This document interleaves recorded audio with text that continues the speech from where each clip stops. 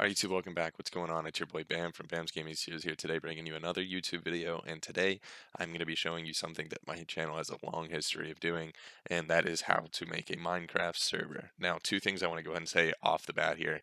This is not going to be how to make a Spigot server. I will make a separate tutorial on that, and that method will be the same for pretty much PaperMC and all those other kinds of server clients that we have nowadays. Um, but, and the other thing is, I will not be showing you how to port forward in this video.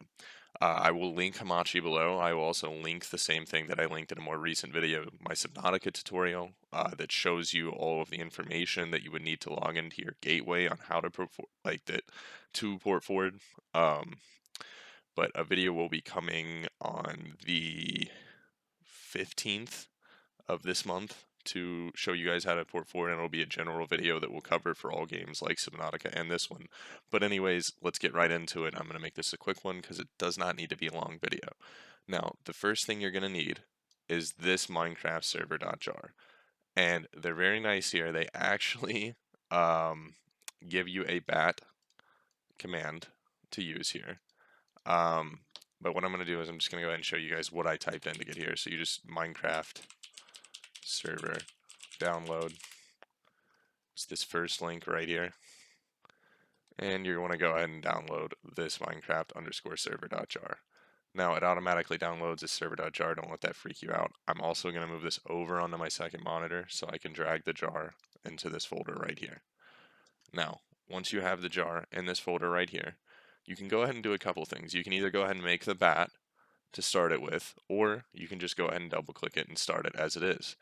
So I'm going to go ahead and do that. I'm going to just open it so that things start to generate. I can go ahead and accept the EULA, which is very important to starting the server. It will not let you actually continue with the server startup unless you have accepted the EULA.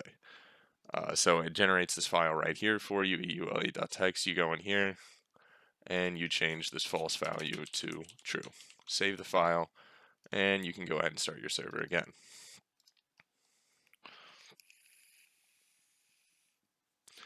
Sorry for the awkward silence. I was just waiting for it to start. Now, see, this is going to go ahead and come up, and I'm actually seeing an error here that my friend was seeing.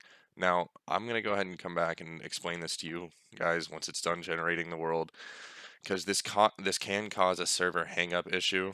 I'm actually going to do a whole separate video on this too, because this leads to a whole bunch of other issues. You're going to think you might need to download a Java version. You do, then the server won't start at all. And I may actually be about to see that issue here in a second for myself.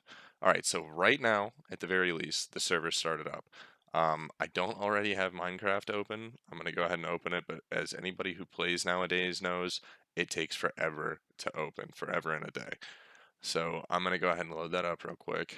Hopefully it doesn't take too long. And once I get this loading, I am going to show you guys how to make the Start.bat and how to get your server started up once again. Once you've got it set with the Start.bat, you're pretty much good to go. And I'm actually going to go back and talk about this. I'm not sure exactly the cause of this error, but from what I do understand, it will keep popping up, and it can cause this to permanently hang up inside of this GUI right here. So the easiest thing to do is just use the Start.bat.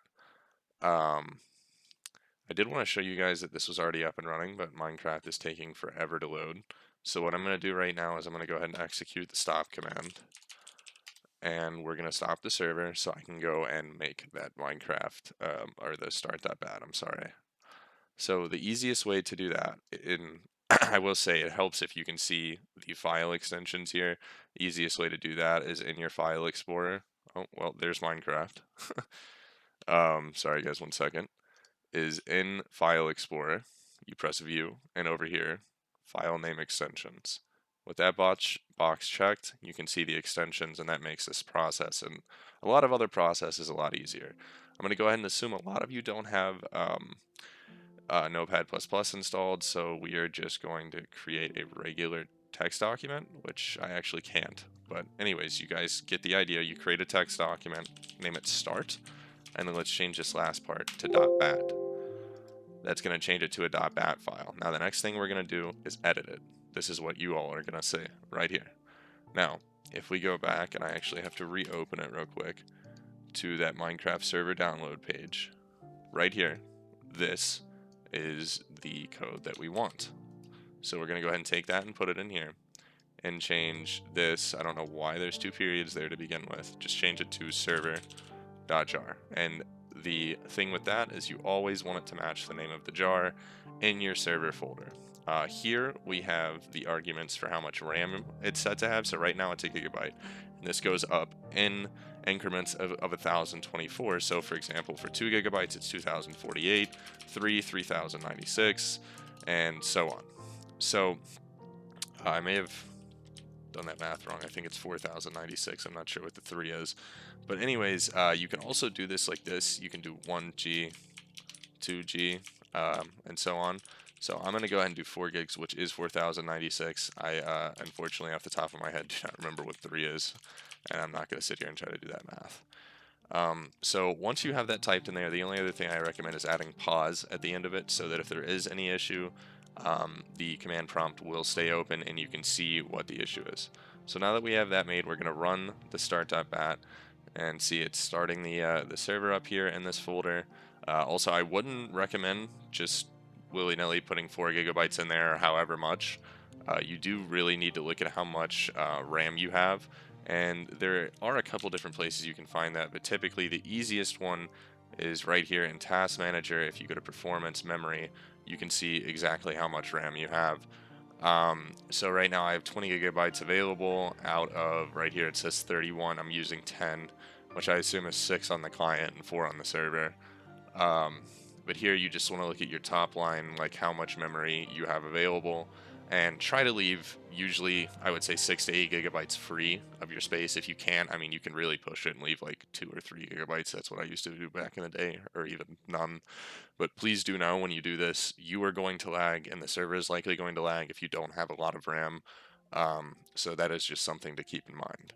So back here, I'm not too sure. The server was hung up because I had actually clicked into it. This is going to come up for you all when you start your server. Make sure to allow it through private.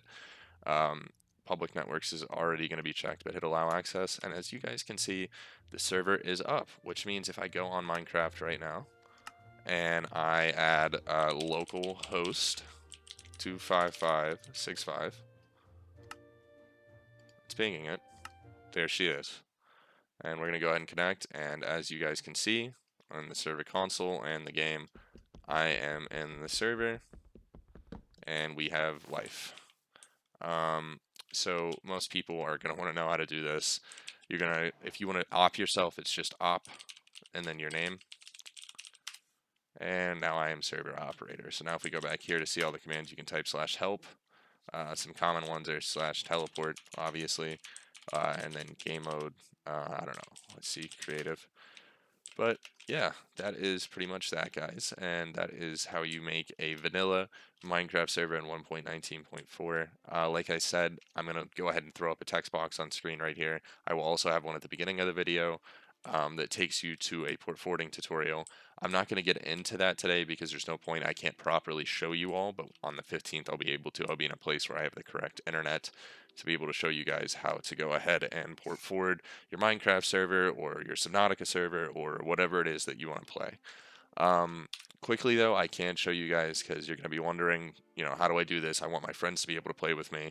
So if you open up CMD, the first thing you're going to need is your default gateway, and that is very different from any of the numbers in here. So make sure when you go in here you see default gateway.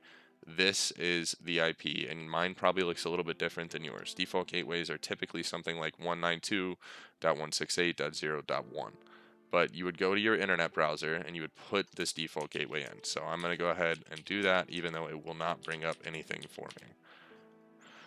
Okay, so you guys aren't going to see this. You're going to see a landing page that asks you for a username and a password. That's going to be admin and password. Now, to help you out with that more, there's going to be a link in the description that will show you for each router and modem brand what the portal username and password is and where the port forwarding options typically are. If they aren't where they say they are, please leave a comment below or contact me on Discord. I'll do my best to help you. I just want to specify a few other things.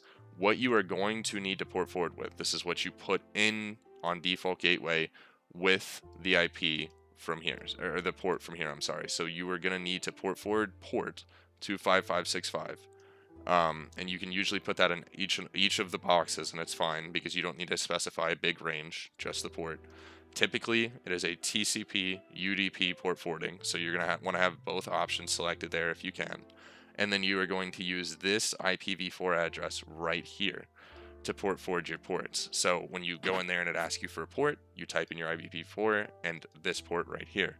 Now, for people to connect to you, neither of these ports in this command prompt are relevant. Neither of the IPs, only the port is. So if you go to somewhere like IP chicken and you click on it, and I'll link this below as well. I don't know why this is being so slow. I apologize, you all. Okay, whoopsie. You are able to see your external IP address. So for example, if I wanted one of my friends to connect to this, which they won't currently be able to, you just copy that external IP address and give it to them with the port, and they would be putting in something like this. And I want to specify once again, this is entirely different from your IPv4 address and your default gateway. You do not need to give either of those to your friends. This is for you to be able to port forward. This takes you to the gateway, and this is what you port forward with. Okay.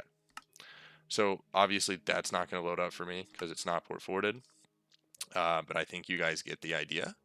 And that is all I will be doing in this tutorial today. Probably very shortly after this one comes out, I'm also going to release a tutorial on how to do a spigot server. Anyways, thank you all for watching. I hope you have a great day, and I'll see you next time.